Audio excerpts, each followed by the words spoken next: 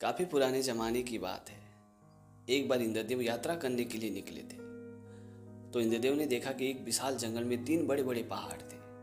लेकिन सबसे हैरानी की बात यह थी कि उस जगह का कोई नाम नहीं था। तो इंद्रदेव मनी मन सोचने लगे कि क्यों न इस जगह को नामांकित किया जाए। और ये सोच के इंद्रदेव उस जगह पे उतरे और उन तीनों पहाड़ों से कहा कि इस जगह का कोई नाम नहीं है, तो मैं सोच रहा हूं कि इस जगह को मैं नामांकन कर दूं। इंद्रदेव की ये बात सुनते वो तीनों पहाड़ इंद्रदेव से कहने लगे कि इंद्रदेव, इस जगह को आप मेरे नाम से रख दीजिए।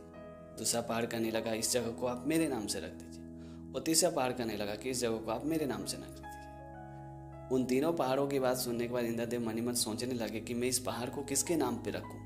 ये तीनों तो आपस में झगड़ रहे हैं। फिर इंद्रदेव ने उन तीनों पहाड़ों से कहा कि एक काम करते हैं, तुम तीनों पहाड़ हमसे एक एक वर मांगो।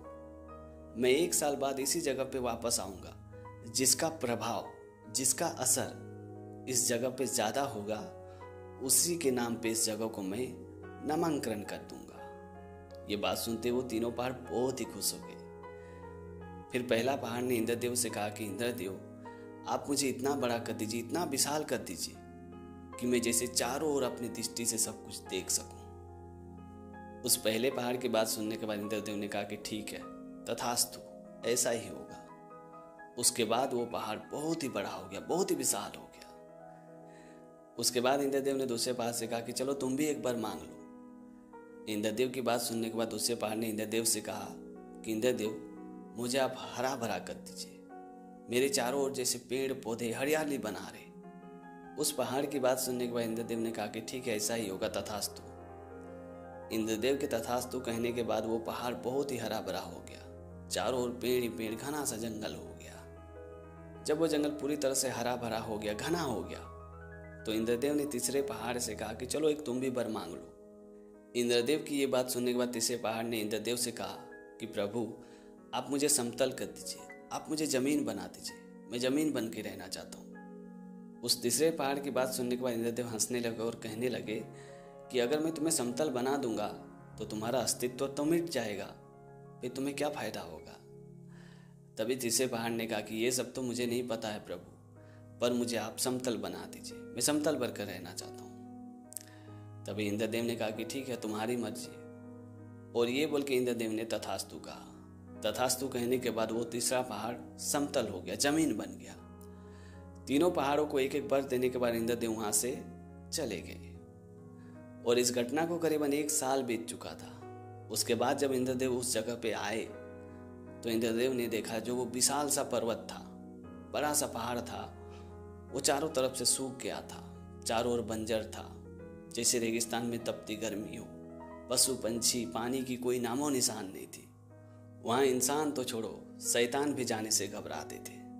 उस पहाड़ की परिस्थिति बहुत ही बदतर हो चुकी थी। उसके बाद इंद्रदेव ने दूसरे पहाड़ को देखा तो वो बहुत ही विशाल और घना जंगल बन चुका था। खूंखार जानवर घूम रहे थे। नक्सलियों और चोर लूटरों का अड्डा बन चुका था।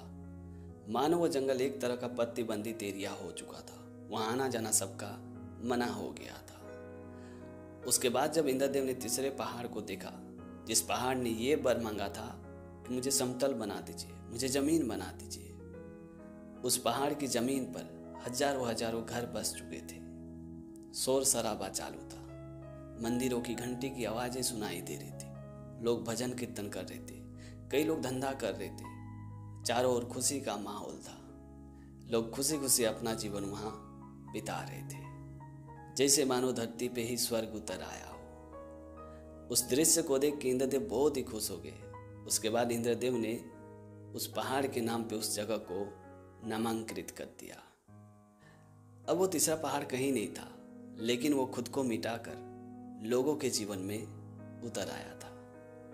तो दोस्तों, छोटी सी कहानी में ये सिखाती कि त्याग यही संसार में नाम कमाने और महान बनने का एकमात्र रास्ता है।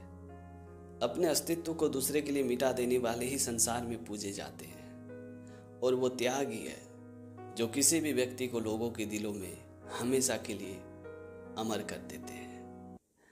तो दोस्तों, आज की कहानी आपको कैसी लगी कमेंट करके ज़रूर बताना। और अगर आपने हमारे चैनल को अभी तक सब्सक्राइब नहीं किया तो प्लीज़ यार चैनल को सब्सक्राइब कर देना, क्योंकि इस तरह का कंटेंट मैं हमेशा अपने चैनल पे लाते रहता हूँ। तो आज के लिए इतना ही, मिलते हैं अगली वीडियो में एक नई टॉपिक के साथ, एक नई कहानी के साथ। तब तक के लिए जय हिंद, वंदे मातरम।